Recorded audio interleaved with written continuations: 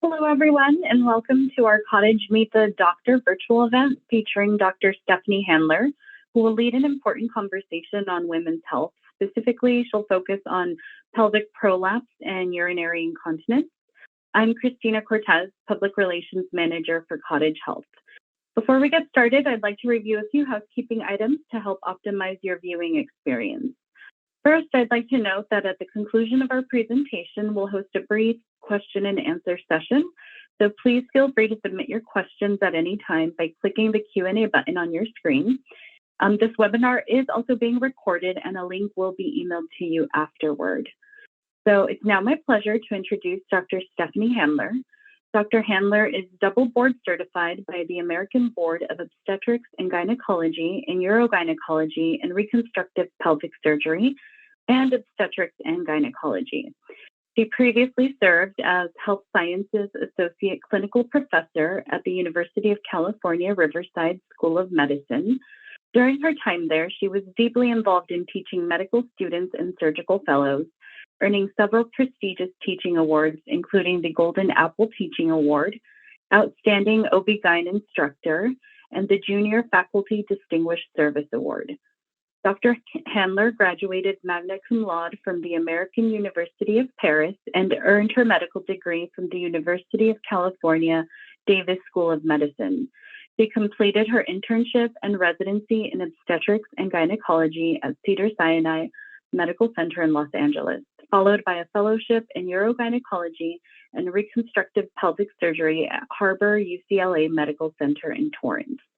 Dr. Handler is involved in clinical research and is particularly passionate about improving pain control for office procedures, enhanced recovery after surgery, and minimally invasive surgical techniques, such as vaginal and robotic-assisted laparoscopic surgery. She is fluent in English, French, and Spanish, and outside of her work, Dr. Handler enjoys spending time with her two children, as well as gardening, beach days, reading, and Pilates. So now, please join me in welcoming her. Thank you so much, Christina, for the kind introduction. I really appreciate it. And I also appreciate the opportunity to begin this conversation on this very, very important topic, pelvic organ prolapse and urinary incontinence. Thank you as well to all of our attendees for joining us today. I appreciate everyone tuning in to the conversation and lending me their ear as we begin this very important conversation. Let's begin by first addressing the special history of our hospital. As many of you know, Santa Barbara Cottage Hospital was founded in 1891 by a dedicated group of women who were inspired to care for their community. Over the past 134 years, Cottage Hospital has continued the legacy of women caring for women. I think the founders of Cottage Hospital would be very proud to know that we've come together today to discuss this very important topic. Here's a fun fact. Our urogynecology clinic is located in the Knapp building, which was a former nurse's dormitory. I think that's pretty special. Let's begin with some definitions. What are pelvic floor disorders? Pelvic floor disorders are conditions that affect the muscles and the tissues that support the pelvic organs. The pelvic organs are the bladder, the uterus, the vagina, and the rectum. Pelvic organ prolapse is basically a herniation of pelvic organs like the bladder, the uterus, or the rectum, or some combination thereof, through the vaginal walls. Urinary incontinence is involuntary leaking of urine from the bladder, and urinary urgency is a sudden urge to urinate, and urinary frequency is frequent urination. Well, how much is too much? It's normal for women to pee every 2 to 4 hours or to pee about 5 to 8 times a day. So that's considered normal. What's the point of this conversation? Why talk about pelvic floor disorders? So many reasons, but let's begin by emphasizing how common they are. About 41% of American women will have some sort of pelvic organ prolapse, and actually that number is expected to increase to about 46% in 2050. And that's because the average age of our population is increasing, and aging is one of the main risk factors for pelvic organ prolapse. About 62% of American women are affected by some form of urinary incontinence. And about 1 in 5 women, that's 20%, will have surgery for either incontinence or prolapse or both at some point in her lifetime. And then, of course, it's important to touch upon the expense of treating pelvic floor disorders. In the United States alone, we spend almost $20 billion per year on diagnosing and treating pelvic floor disorders. Pelvic floor disorders really affect our quality of life. They affect us in many different ways.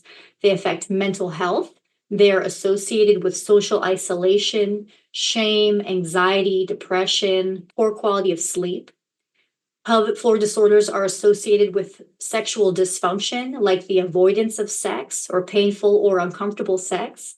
And they can also cause other medical problems like rash, skin infections. They can increase our risk of fall, for example, getting up at night, trying to run to the bathroom. And that's obviously a very serious problem. What causes pelvic organ prolapse? I could spend 2 hours just talking about this, but for the sake of brevity in this conversation, I'll just say that basically prolapse is caused by damage to the ligaments and the strong supportive tissue, which we call the endopelvic fascia, that are meant to support the pelvic organs like the uterus, the bladder, and the vagina. We can break down the risk factors for pelvic organ prolapse into different categories to help understand them better. So first, we can discuss predisposing risk factors for prolapse. And those are things like genetic factors. So for example, you might notice that pelvic floor disorders like prolapse often run in families. Very often I'll have patients say, well, my mom had this problem, my aunt, my grandma, my sister, etc. Another predisposing risk factor for prolapse is connective tissue disorder. So someone might genetically be predisposed to having a different type of collagen. One example of a connective tissue disorder that puts people at more risk of pelvic organ prolapse is Ehlers-Danlos syndrome. And next, we have inciting risk factors. So those are things like pregnancy, vaginal delivery, especially if complicated by a pelvic floor injury, which happens in about 1 out of 4 or 1 out of 5 of vaginal deliveries. And then hysterectomy also is an inciting risk factor for pelvic organ prolapse. There are also promoting risk factors for prolapse like cigarette smoking, obesity, chronic constipation, chronic cough, and any sort of like repetitive bearing down on the pelvic floor. So that could be recreational, like long distance running or frequent lifting of very heavy weights, or even occupational. For example, someone whose job it is to lift heavy things all the time. And then finally, we have decompensating risk factors. So these are things like aging, menopause, and debilitation. There are a few different types of pelvic organ prolapse, although I think it's important to share with the group that most women with pelvic organ prolapse will have more than one type of prolapse. So people might have like bladder and uterine prolapse or bladder and rectal prolapse, some combination thereof. But we've broken it down on this slide to better understand the different types of pelvic organ prolapse. On the left side of the screen, in color, you can see a sagittal image. That means like a cross section of a woman's pelvis, where you can see on the left the pubic bone, and then you can see the bladder, the uterus. That's a normal position for the uterus to be sort of tucked on top of the bladder, and then the vagina coming down off of the uterus, and then behind it all is the rectum. So in this color picture on the left, there's no prolapse. This is normal anatomy. In the second picture, you see anterior compartment prolapse. The anterior compartment contains the bladder. So you can see that this is a grayscale image, except for the bladder is in color, and the bladder is in fact prolapsing in this picture. You can see that the bladder is herniating or pushing down into the vagina and even out of the opening of the vagina a little bit. You can see it kind of looks like the bladder is like kinked off or flopped in half, like kind of folded like a pancake. And then in the next picture, you see uterine prolapse. So in color, you see the uterus prolapsing down and out of the vagina a bit. And then lastly is an example of posterior compartment prolapse. So that's rectal prolapse. A lot of people want to know, well, how bad is my prolapse? How do you stage or how do you quantify prolapse? There are two main systems or ways that we can quantify prolapse. One system is called the Baden-Walker system, but the system that's most commonly used by urogynecologists and researchers of pelvic organ prolapse is called the Pelvic Organ Prolapse Quantification System. That's a mouthful, so we just say POPQ for short. And this is a system that's been around since the mid-90s. In this system, prolapse is staged, so it's assigned a stage 1, 2, 3, or 4, with stage 1 being more mild prolapse and stage 4 being more severe prolapse. You can see here in the cartoon first on the left-hand side of the screen, no prolapse. So it says normal there because the uterus is very high up in the pelvis. It's not prolapsed at all.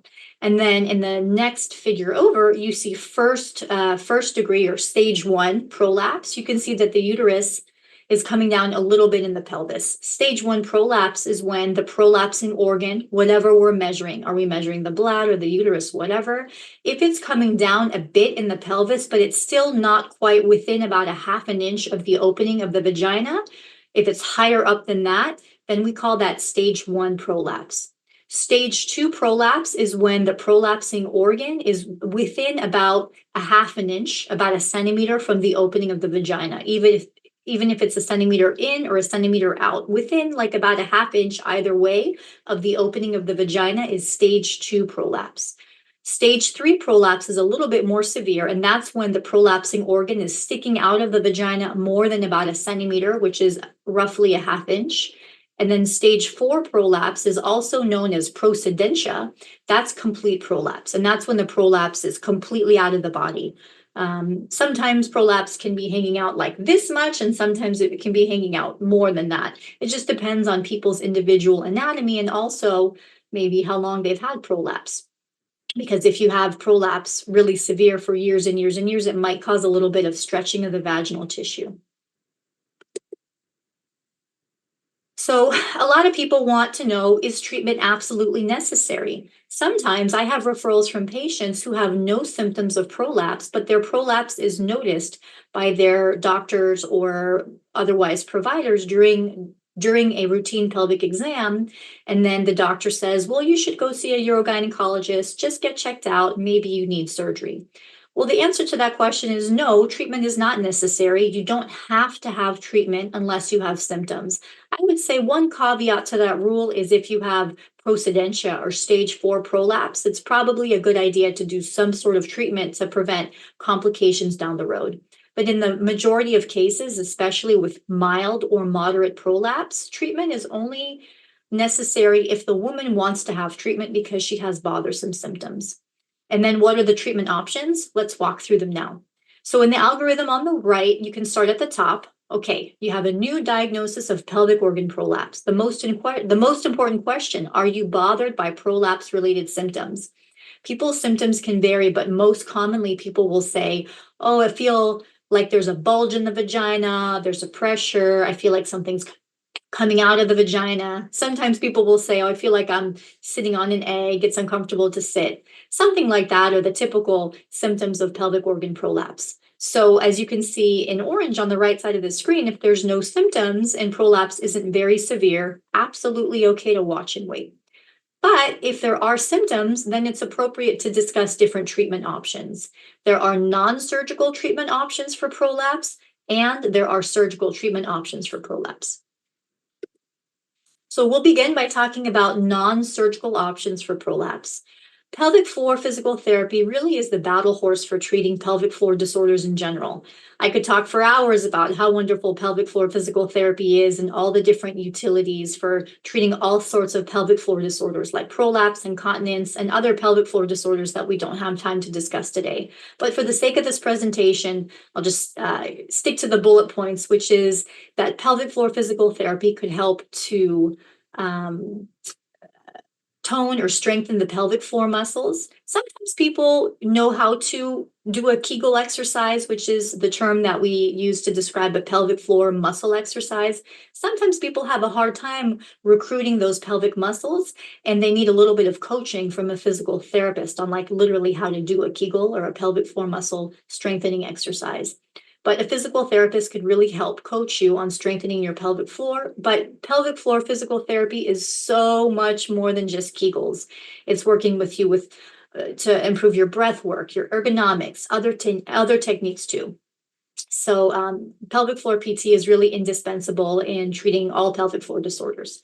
Weight loss can be really helpful too for treating pelvic organ prolapse. I'll be honest, it's probably not going to cure the problem, but it could maybe help a little bit to alleviate the severity of the prolapse and certainly how bothersome the symptoms are. And the reason is it's just more weight sort of like pushing down on the already weak support of the pelvic floor. Then the pessary. The pessary is a really, really wonderful non-surgical option to treat pelvic organ prolapse.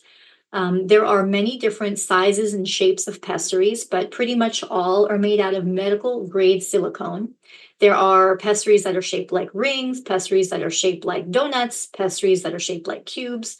They all serve their purpose and can be helpful with different types of prolapse. Now, about 80 to 90% of patients can be successfully fit for a pessary. So that means that, if you want to use a pessary, there's an 80 to 90% chance that your urogynecologist or whoever's fitting you for a pessary, sometimes physical therapists do this, sometimes primary care doctors do this, OBGYNs certainly do this too. But I think it's really important to take a minute to mention that it's really common to have to try a few different types of pessaries. So sometimes I'll have a patient say, oh, well, I tried one pessary, but it fell out, so pessaries don't work for me. Or I tried one pessary, but it was uncomfortable, so I guess pessaries won't work for me. Well, respectfully, I'll say that's not true. I always think about it like when you're trying on shoes at the shoe store. Sometimes you have to try on a couple of different pairs. Sometimes you have to try on a couple of different sizes in order to find that perfect fit where you're totally comfortable and it's functional too. So I like to just sort of give a heads up to people when we're doing a pessary fitting, we probably will have to try a couple of different types of pessaries.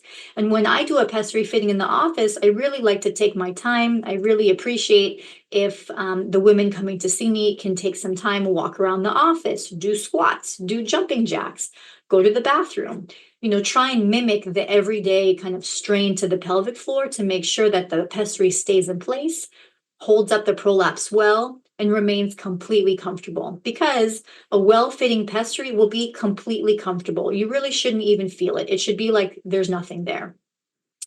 Some people want to know, well, what's the likelihood that I'll keep using the pessary? Well, there's research on that shows that the vast majority of patients, up to 80%, of women who are successfully fit for a pessary are still using it a few years later. Just because you have a pessary doesn't mean you're making a lifelong commitment. Some people want to use a pessary for a year because they want surgery, but they're just not quite ready, or they have kind of scheduling hurdles and they can't schedule surgery for a while, so they want to use a pessary in the interim. Some people start using a pessary with the intention to use it for the long term, but change their mind later on, and that's totally fine. Some people use a pessary for a few months. Some people use a pessary for 30 years. There is a little bit of maintenance required with a pessary. So that means taking the pessary out, cleaning it with some warm water and gentle hypoallergenic soap, something like Aleve or Dove, no fragrances, no dyes, and then replacing the pessary.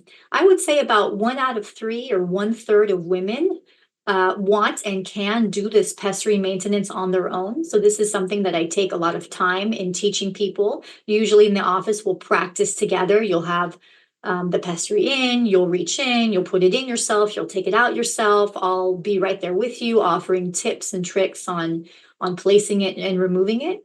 That said, I would say about 2 out of 3 or 2/3 of women just don't want to or can't do their own pessary care. And that's fine too. You can come to the office to see me or your regular gynecologist, or your midwife or whoever's doing your gynecologic care, and we can do the pessary care for you.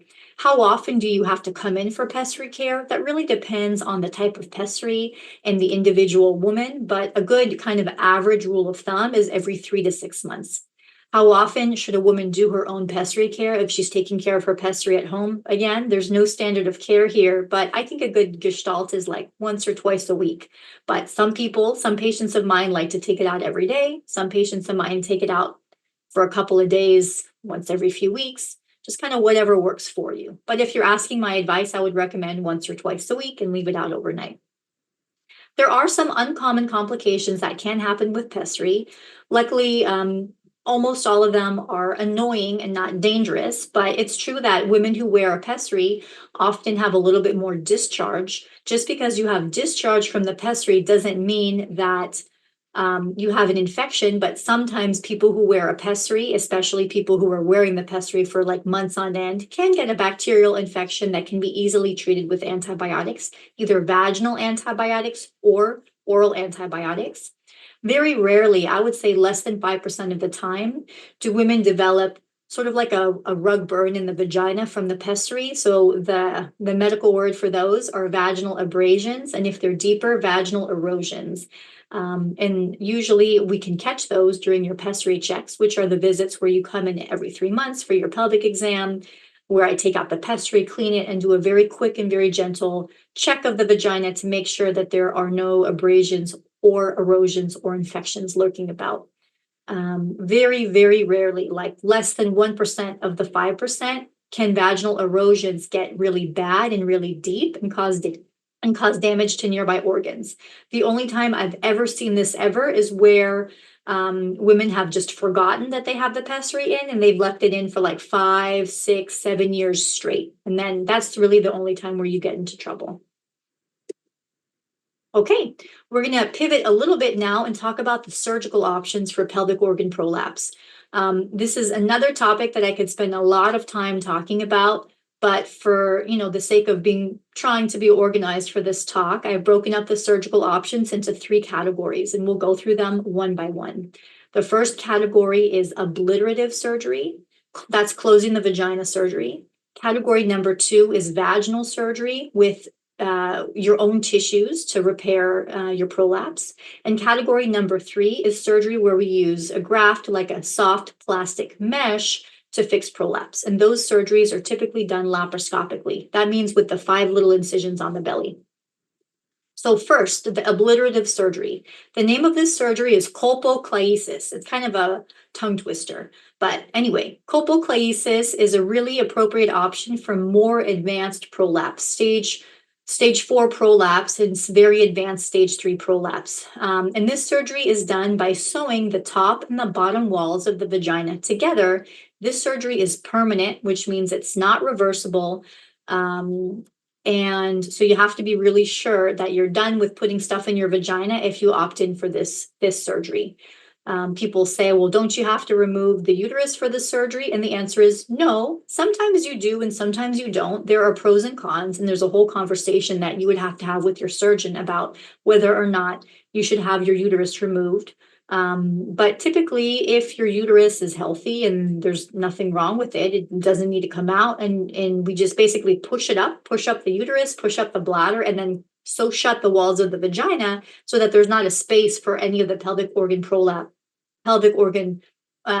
organs to prolapse down anymore.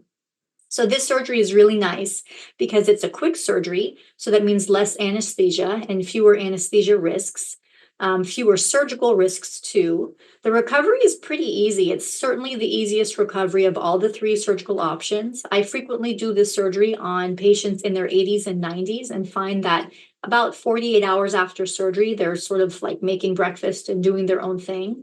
A story that I like to tell in my counseling is about a patient on whom I did a colpoclaesis a few years ago.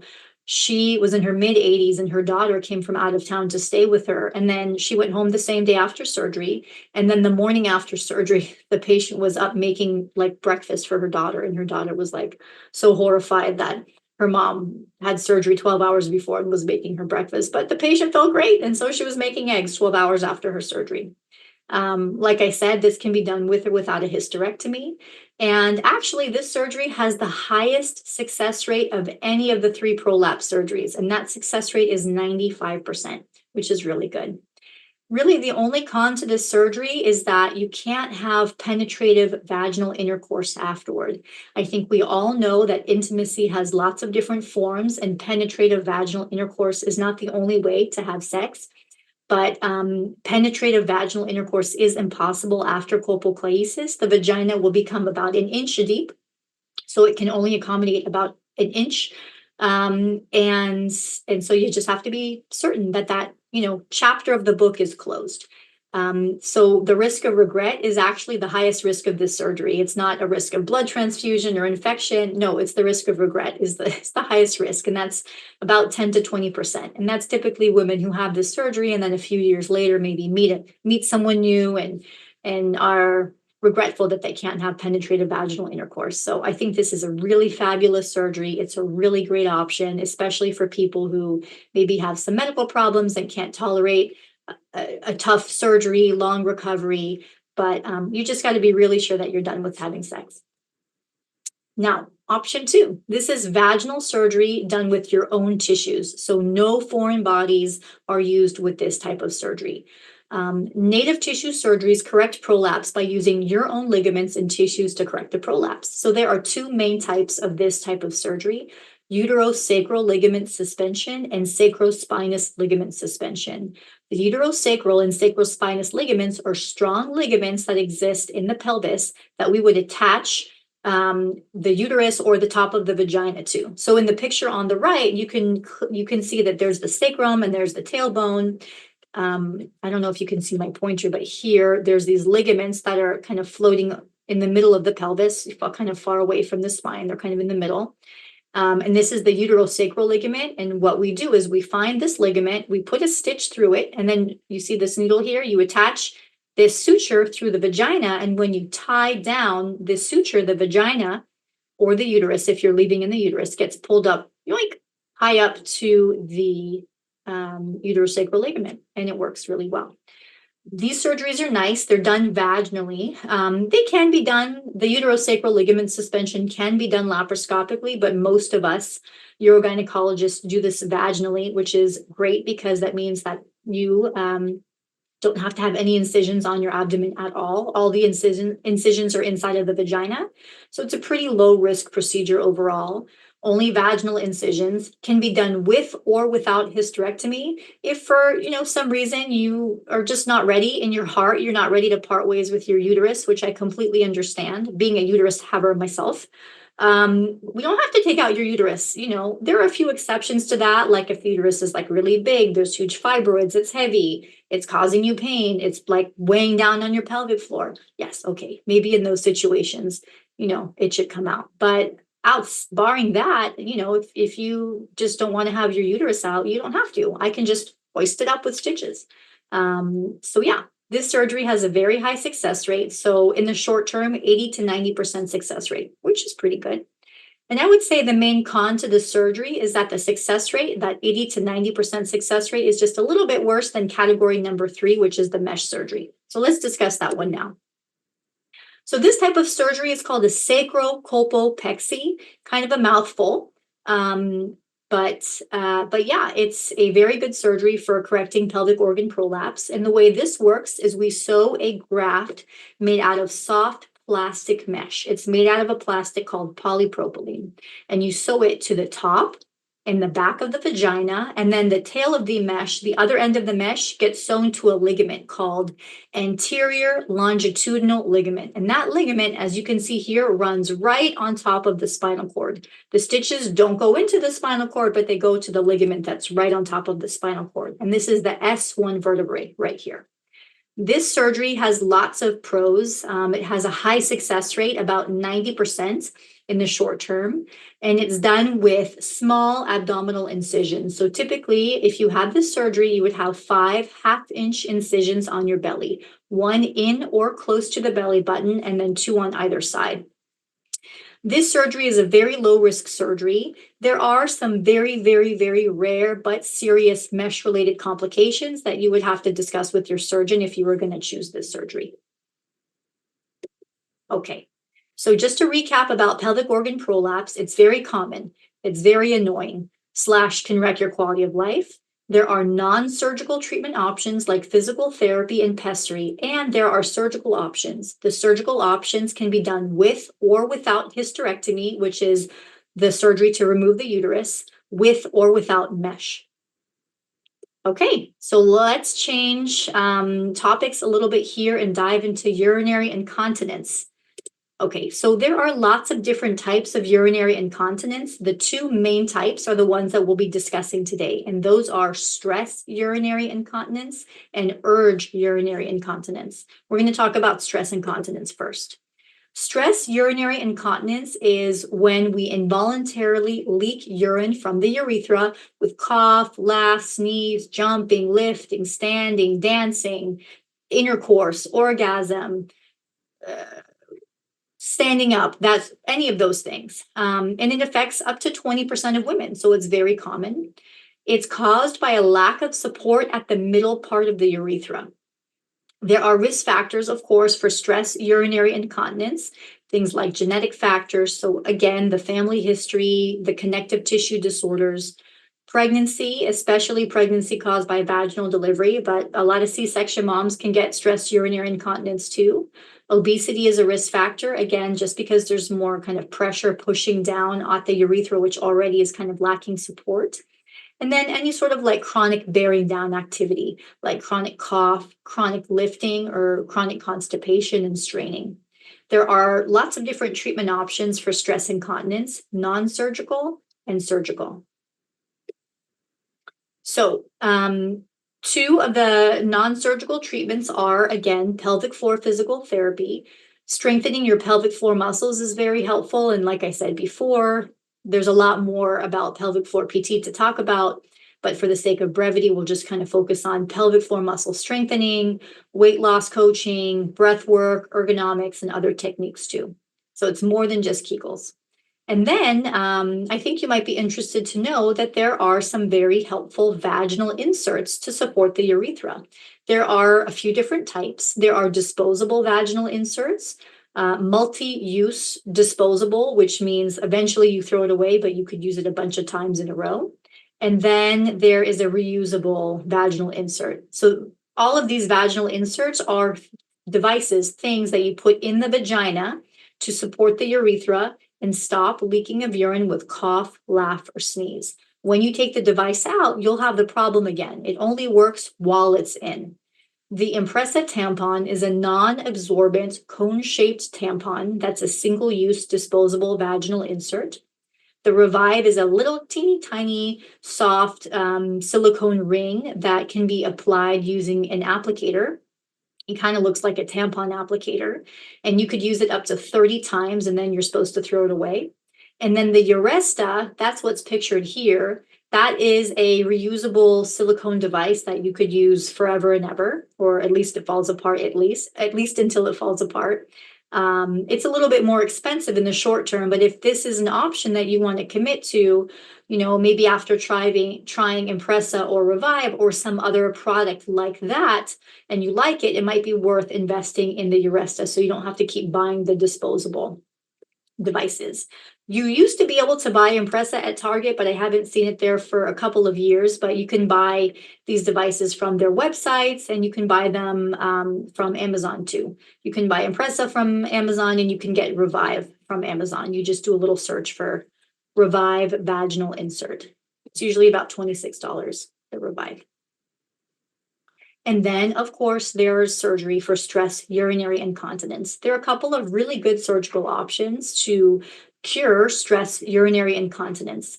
The gold standard, which means it's what we consider the best in the world, was invented in Sweden in 1996. And ever since then, this is like the battle horse of treating stress incontinence by urogynecologists around the world. So this is a 25-ish minute long procedure where we place a little tiny little scrap of the polypropylene mesh underneath the urethra, kind of like a hammock. Like if this is your urethra, the sling goes like this to support the urethra. There's no incisions on the belly. You just have an incision that's about an inch or half-inch long inside of the vagina that gets closed with stitches that dissolve by themselves in a few weeks' time. And then you'll have two little needle stick holes in the lower abdomen right above your pubic bone. They work really well. Slings work really well. In the short term, that is about a year after surgery, 90% of women who have a sling are either cured or much, much, much, much, much better and really happy with the results. And then in the longer term, the success rate is about 70%. And this surgery is the best thing we have in the whole world for stress urinary incontinence. It's a great surgery because it's minimally invasive and it has a pretty high success rate. It's outpatient surgery, meaning you go home the same day, but one of the cons is a little bit longer recovery time. You know, I've had a few people say they feel back to normal in 2 weeks, but usually people are taking like 2 to 4 weeks to feel back to normal. And on occasion, I'll have someone who really needs like 6-ish weeks to feel back to normal. So that's why I put like 3 to 6 weeks, because it's a range and it depends on you and it depends on what your day-to-day activity is like. There are very small risks associated with the surgery, both the surgery itself and then very, very small mesh-related risks. Another good, pretty popular surgical option for stress urinary incontinence is called periurethral bulking. So this is kind of like a filler. You know how some people put filler in like the lips and it plumps up the lips? Well, we have a filler for the urethra too. This filler, though, unlike cosmetic filler, is permanent. It's not made out of hyaluronic acid that's reabsorbed by the body. It's a hydrogel, so 98% water, 2% of this substance called polyacrylamide, and that makes a permanent gel, and we inject it into the urethra. So if you look here at the picture, this is up here at the top is the bladder, and then this canal here is the urethra, which is the tube that carries pee from the bladder to the outside of the body. The way we do this procedure is we put a little camera in the urethra and then take a little needle and inject the filler just underneath the surface of the cells of the urethra, and it plumps up the urethra very nicely. I put that it takes 5 minutes. It probably takes even maybe like 2 or 3 minutes. You go home the same day. I would say, in my experience, and I've done a lot of this bulking procedure, I would say 50% of women feel completely back to normal the morning after the procedure, and 50% need like 2 to 4 days. Because for a couple of days, maybe they have a little bit of discomfort with urination, a little bit of pain or cramping, that sort of a thing. But it's a pretty quick recovery. It works medium well. Pretty good. Not as good as the sling, but still pretty good.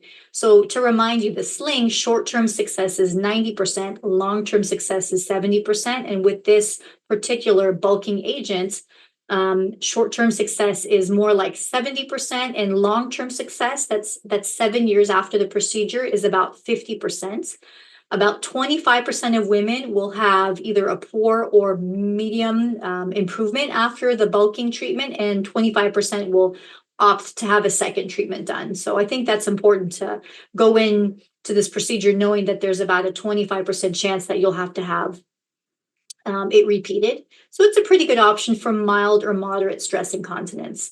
It's a quick procedure with a quick recovery. It doesn't require general anesthesia. We could just do some sedation or general. There's options there. There's flexibility.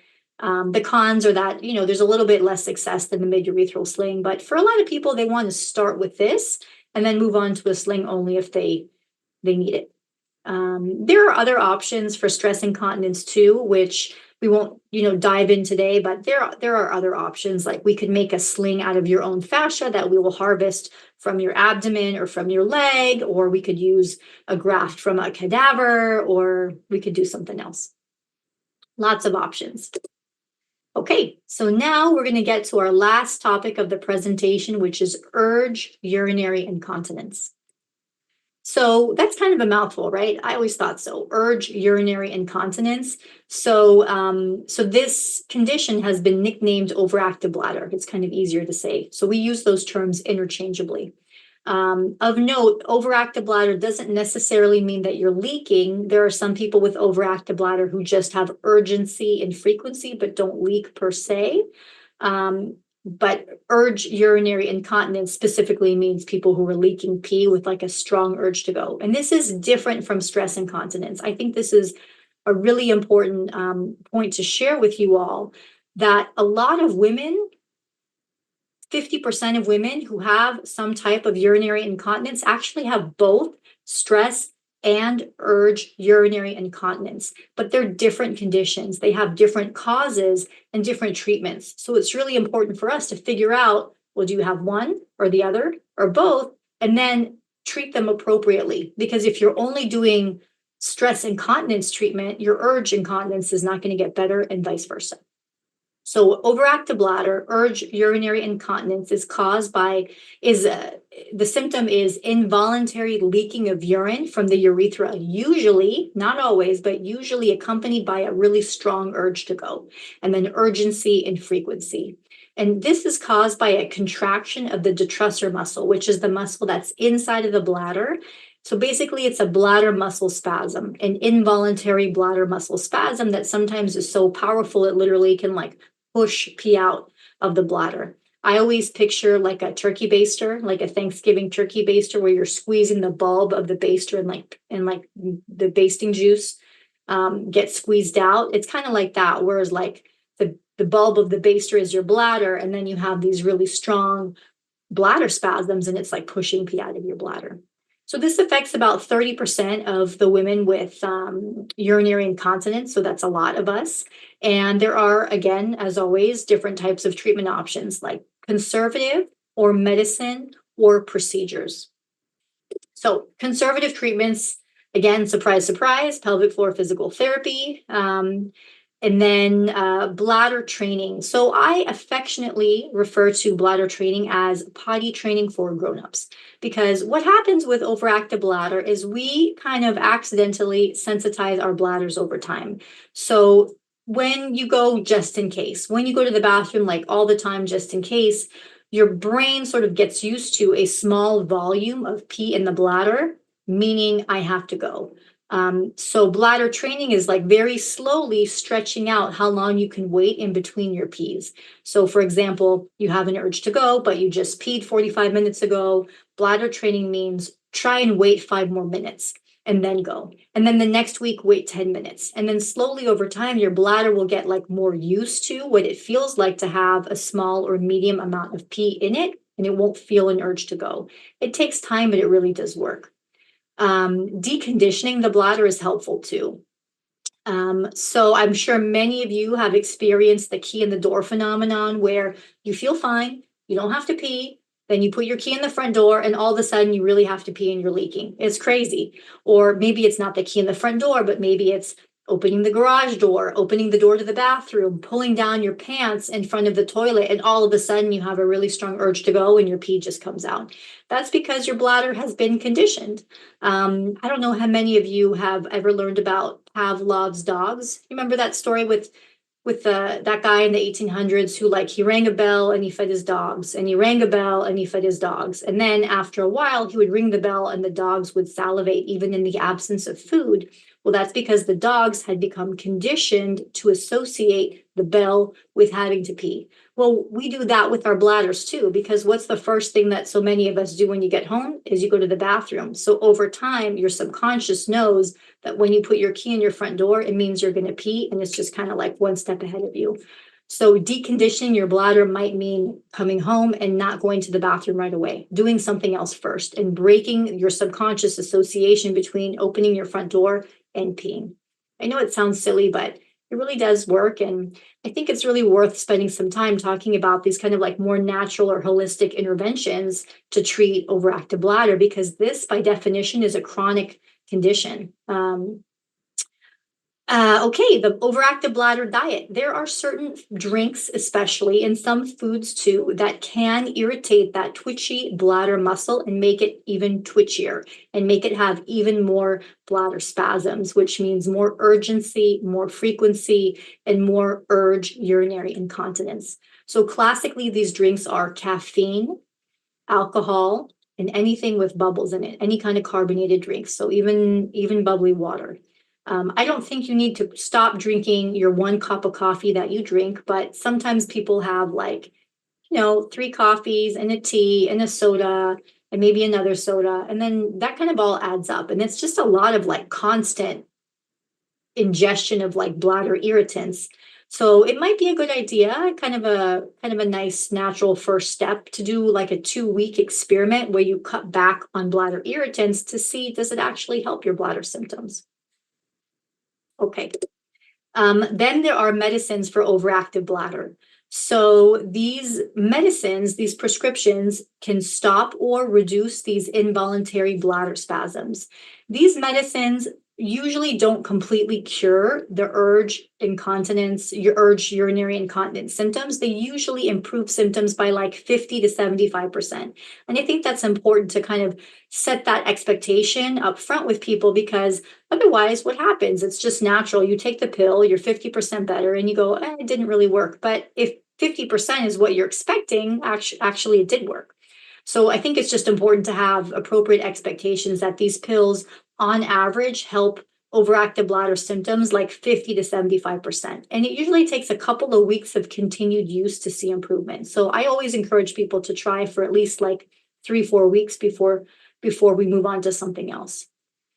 Yeah, at this time in this country, there are 8 FDA approved medicines for overactive bladder. 6 are in a category called anticholinergic drugs. Anticholinergic drugs are a little bit older, so they're less expensive, and they're on a lot of insurance company formularies, usually have very affordable copays.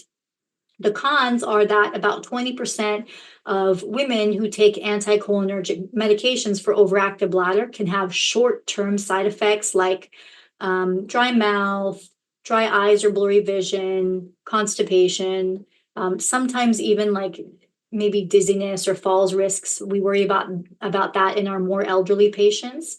And then since 2015, there's a pretty compelling growing body of research suggesting that there's an association, a link between long-term use of these medicines and cognitive impairment. So we really want to be careful about long-term use of anticholinergic drugs for overactive bladder, especially in people who are more at risk of developing cognitive impairment, and certainly in people who already have signs of it. The other category of drug is a beta-3 agonist, and these medicines are newer, more expensive, and sometimes not on insurance company formularies. But these medicines are very safe in terms of both short-term and long-term risk. There's absolutely no association with cognitive impairment. Usually like really, really great low-risk drugs, the beta-3 agonists. All of them, the anticholinergics and the beta-3 agonists, they all work about the same. Maybe some are a little bit better than others, but there are not huge differences between these drugs in terms of how well they work, but it's more like the side effects is how we choose which one to prescribe. Okay, then we're going to move into the procedures that we can do to treat overactive bladder. There are no surgeries per se for overactive bladder, but there are 3 procedures. So the first is doing percutaneous tibial nerve stimulation. That's kind of a mouthful, so we'll say PTNS for short. So this is stimulating this nerve that's in the ankle, and we think it works because we think that by stimulating this ankle nerve, we stimulate where the bladder nerve too, because both the ankle nerve, which is the posterior tibial nerve, and the bladder nerve, they come off of the spinal cord at the same level. So we think that by stimulating the ankle nerve, we can sort of like reset these crazy signals that the spine is sending to the bladder. So the way PTNS works is we insert a small acupuncture needle close to the ankle into or really near the posterior tibial nerve. And then we hook up the needle to this little electrode thing as pictured here. That's one of the few different types that exist. And we stimulate the acupuncture needle for 30 minutes. It makes your foot feel kind of tingly. It doesn't hurt. It just kind of feels like pins and needles. And we do that for 30 minutes once a week for 12 weeks. So it's a lot of visits to the office. That's really the only negative to this treatment. It works pretty well. It works about as well as the pills do, honestly. It works about 60 to 80% to improve symptoms significantly. But the procedure, it has to be maintained. So after the 12 weeks, we typically taper off. We'll go to like every 2 weeks, every 3 weeks, every 4 weeks. And then we try and find the interval, like how far can we stretch out the treatments and have them still work. So people will come in every month, every 3 months, whatever, and have, a little touch-up PTNS treatment and go about their business. There's also an implantable coin-shaped tibial nerve stimulator. There's 2 brands. One's called eCoin and one is called Blue Wind. And it's like a little coin-shaped nerve stimulator that we can implant in the leg next to the nerve. And then that can stimulate. the nerve in the ankle too. Okay. Then procedure number 2 is actually called chemodenervation of the bladder. It's just bladder Botox. So I think many of you have heard about Botox. So Botox causes temporary partial paralysis of muscles, and we can use it for overactive bladder. It's FDA approved for overactive bladder. The way we do this is we put a little camera through the urethra into the bladder, as you can see in the cartoon here, and then we put a few shots of Botox into the bladder. Our starting dose is 100 units, but for certain patients, we can go to higher doses. On average, bladder Botox lasts about 8.5 months, but I have had plenty of patients who are coming in for bladder Botox every 12 or 15 months. And I have some patients too whose Botox in their bladder wears off after like 3, 4, 5 months. But on average, it's 8.5 months. This is a procedure that we typically do with local anesthesia in the office. I have other nice things that I do in the office to make the procedure nice for you. I have an aromatherapy machine. I have a white noise machine. I have a squeezy ball. It's really not that bad. But if you think it is really bad or you don't want to do it in the office, we can do it in the OR under some sedation. That's fine too. It works really well. So bladder Botox will temporarily cure about 25% of women with overactive bladder just for the 8.5 months. Then the Botox wears off and the symptoms come back. The remaining 75% of women aren't cured, but they're about 50 to 75% better. So in the 75% of women where they're not cured, they're just better. Botox actually works about the same as the pills do, but it's just nice for a lot of people to not have to take a pill every day and worry about side effects. And you just come to the office like twice a year, put a little lidocaine in your bladder, put on some aromatherapy, do your bladder Botox. It takes like 5 minutes, and then you just do that twice a year. So a lot of people really like that.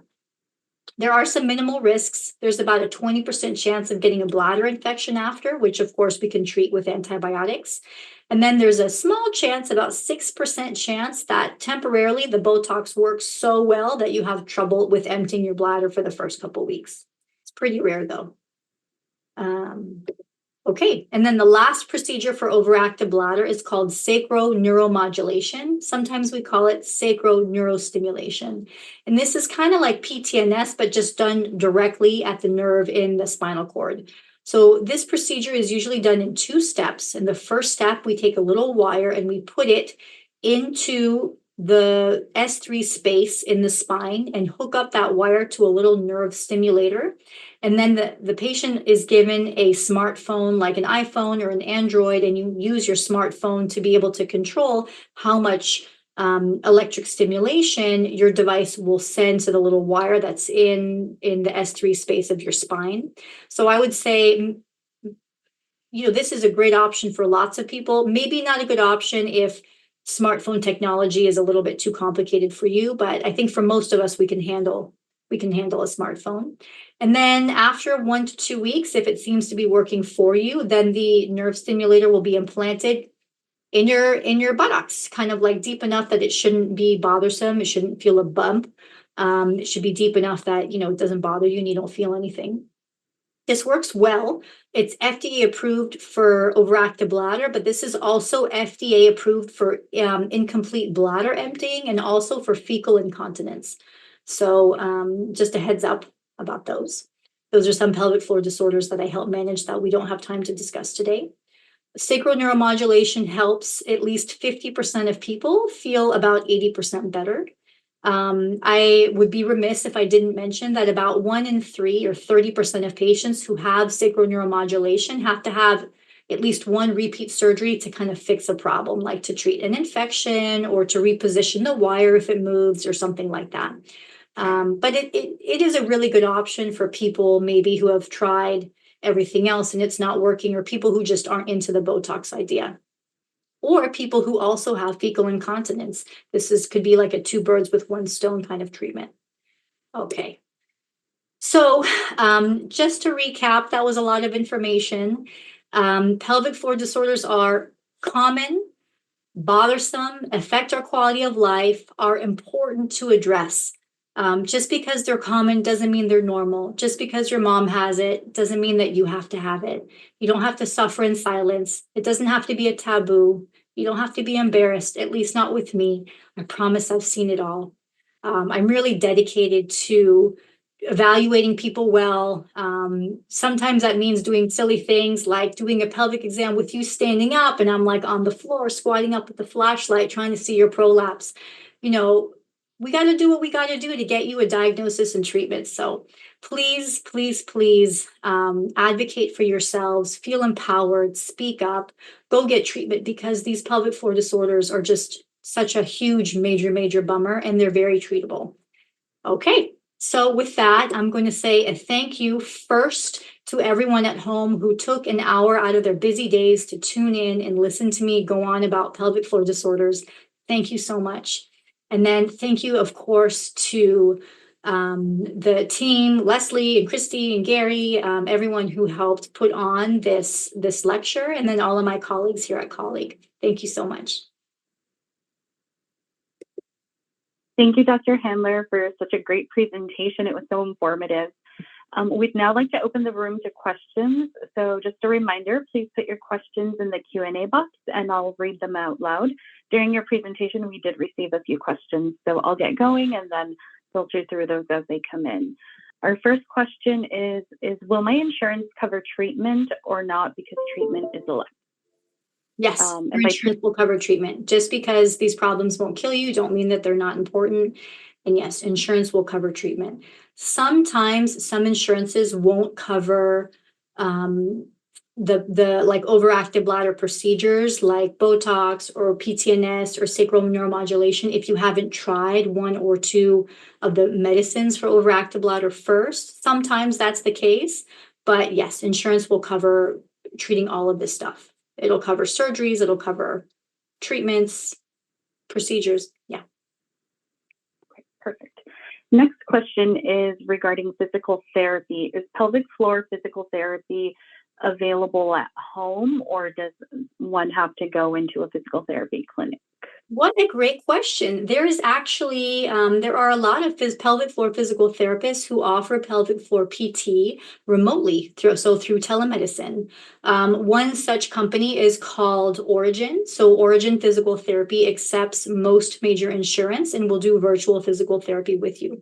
So yes, you can do physical therapy virtually. Okay, perfect. And while we're on the topic of physical therapy, in your experience, does physical therapy work for stage 3 prolapse? In my experience, for more moderate or severe prolapse, stage 3 being among them, physical therapy usually won't reverse the stage of prolapse, but it might make you feel less symptomatic. It might improve the stage a good amount, but I think it's unlikely to completely fix advanced prolapse. Okay, perfect. Thank you. And I believe you touched on this during your presentation, but in case our guests missed it, would someone see you directly or go through their primary care provider first to be fitted for a pessary? So it depends. There are some primary care providers who are comfortable with fitting pessaries and with managing pessaries, and so they can absolutely help you. Most general OBGYNs are comfortable with fitting and managing pessaries, so they could help you too. And if for some reason your primary care provider doesn't do pessaries, then you can come see me or a urogynecologist close to you. Perfect. Thank you. And if someone has had a pessary for years and no longer sees an OB-GYN regularly, should they still have it checked? And how often do you think they should follow up? It's a good question. It kind of depends. If someone is, I assume in this example that the person is doing their own pessary care, like taking out the pessary regularly, and not having any problems like no bleeding, no discharge, no discomfort. If that's the case, I think it's a good idea to have a speculum exam, a vaginal exam once a year. It doesn't have to be by a urogynecologist. It could be by your primary care doctor. But honestly, if you were having an erosion or an abrasion, you would probably be having some pain and some spotting. So in the absence of pain and spotting, it's probably safe to just have an exam. But yeah, I like to touch base about once a year. Okay, perfect. Mm-hmm. And Another pessary question. Can a pessary be left in place during sex? Oh, what a great question. Maybe I think it depends on you. There's nothing about a pessary that is going to hurt your partner, but there's different types of pessaries. Some pessaries can be split into two main categories: supportive, which are kind of bigger and bulkier. So that's like the cube shaped one, the donut shaped one, and others. Or, there's space occupying and supportive. So there's kind of bigger, bulkier ones, and then smaller, like ring shaped ones. And the ring shaped ones kind of look like diaphragms, like we used to use for birth control. So the ring ones, probably you can leave in place during sex, but the bigger, bulkier ones kind of end up taking up most of the space in the vagina, and there might not be room to accommodate anything else. So the short answer is probably you can have sex with it in place. I have found that almost all of my patients prefer to remove it during sex and then replace it a few hours later. Yeah. Okay, perfect. Thank you. And for our next question, does vaginal intercourse have any impact on prolapse, either improving or worsening the condition? It might temporarily improve it, like, push it right back up there. But no, you can have sex if you have prolapse. If you feel comfortable, I completely understand that you might feel like emotionally uncomfortable, maybe not physically uncomfortable, but emotionally uncomfortable to have sex. But if it doesn't bother you, yes, absolutely, you can have sex. It's not going to make your prolapse worse. It probably won't make it better beyond for like a couple of minutes, but yes, go ahead. Okay, perfect. And do you recommend any creams or lotions for prolapse? So that's a good question. So creams or lotions won't correct prolapse. But if you remember in the beginning of the presentation, when we were talking about risk factors for prolapse, we talked about promoting factors for prolapse, and one of them was like aging, menopause. So when we go through menopause, there are normal changes that happen to the vagina. These are normal, right?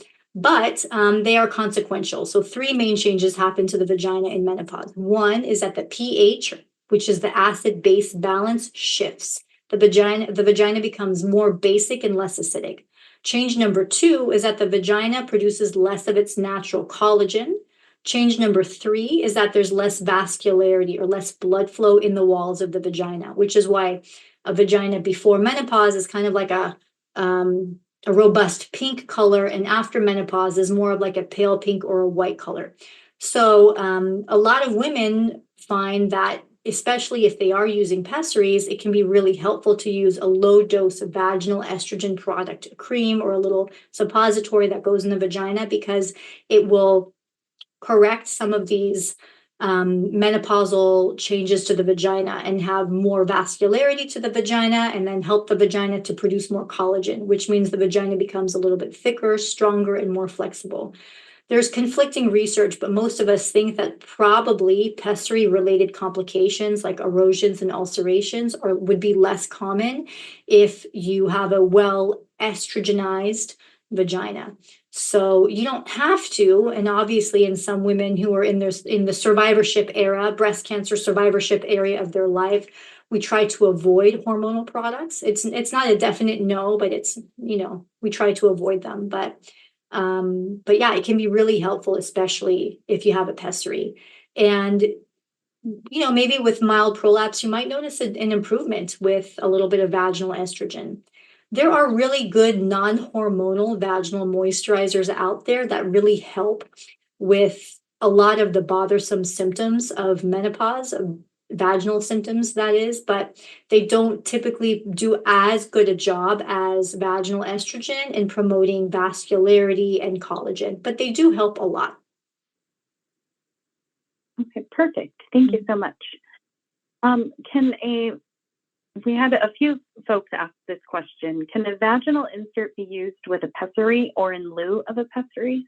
Oh, that's a good question. And I think the reason that this person asked this question is she probably has noticed worse stress incontinence with wearing her pessary. And this is unfortunately kind of a common phenomenon. And here's why.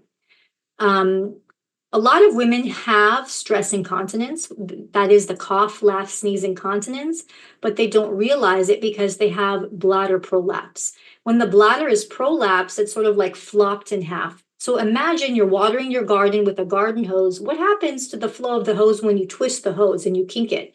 The flow decreases, right?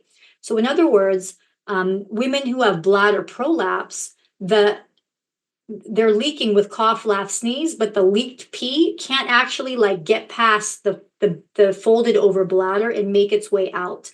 Then you fix the prolapse with a pessary, and then bladder is no longer folded in half and kinked and obstructed.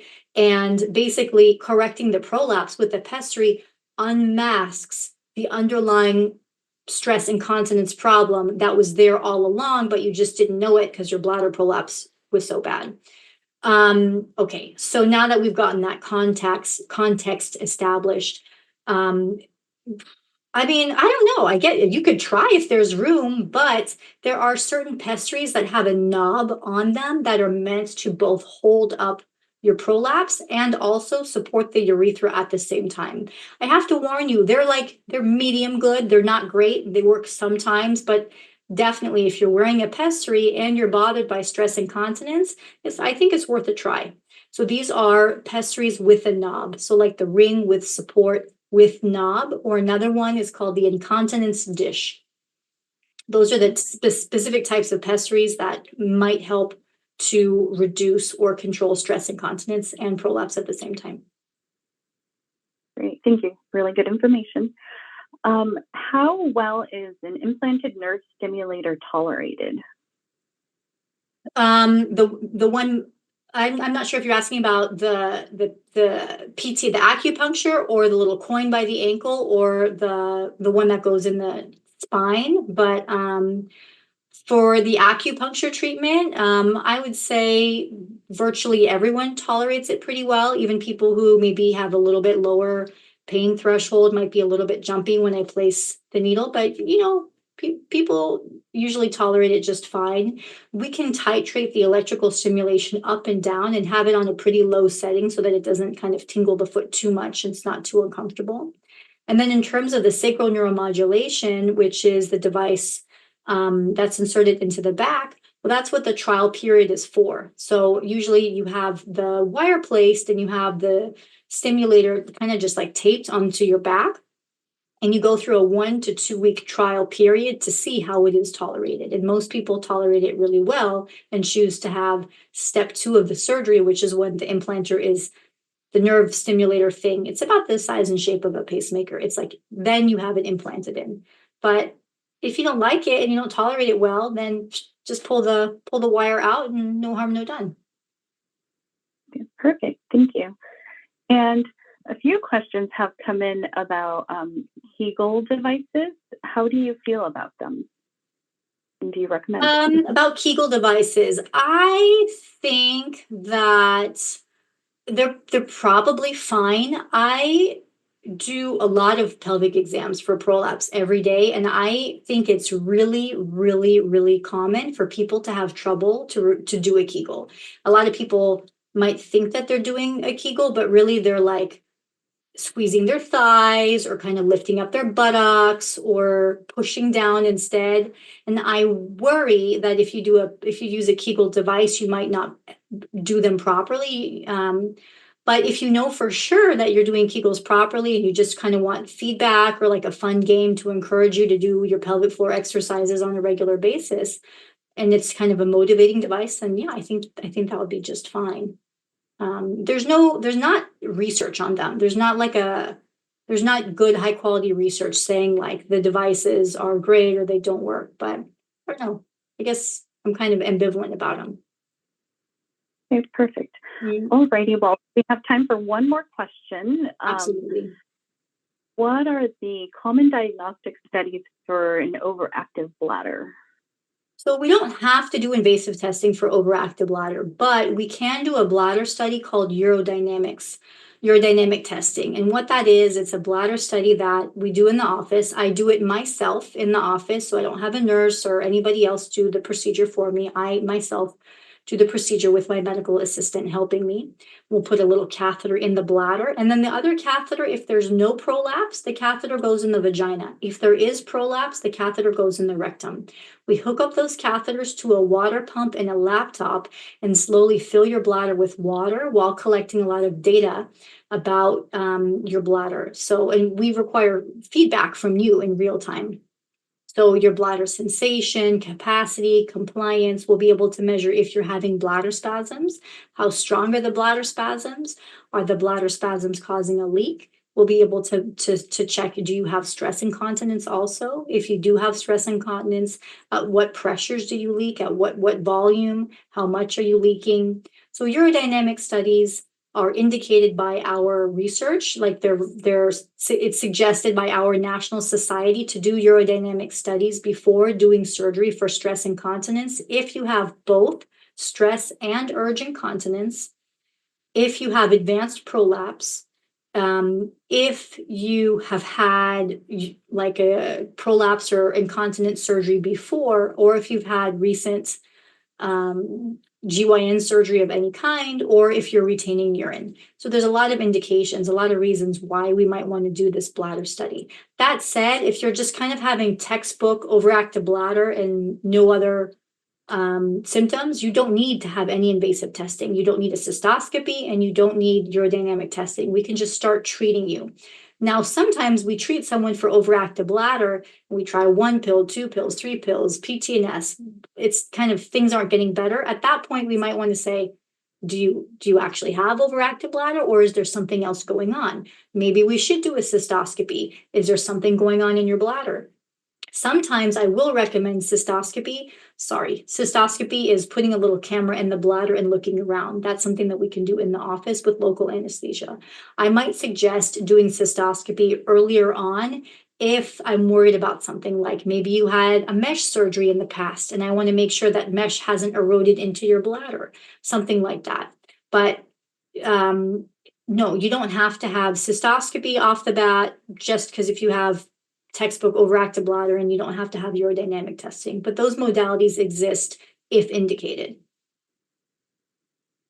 Perfect. Thank you so much. And thank you, Dr. Handler. This was so informative. And that's it for our Q&A session. Thank you, everyone, for your questions and for joining us this afternoon. Cottage Urogynecology Services are located at 2400 Bath Street in Suite 102 in Santa Barbara. Immediately following this presentation, you'll receive a link to request more information or to make an appointment with Dr. Handler. We will also email a recording of this presentation in the coming days. If you have further questions or would like more information, you could always call 805-324-9144 or visit cottagehealth.org/UROGYN. Again, that's cottagehealth.org/UROGYN. A brief survey will appear after this webinar closes, and we'd love to hear your thoughts. And thanks again for joining, and have a happy and healthy rest of your day. Thanks, everyone. Great questions. Much appreciated.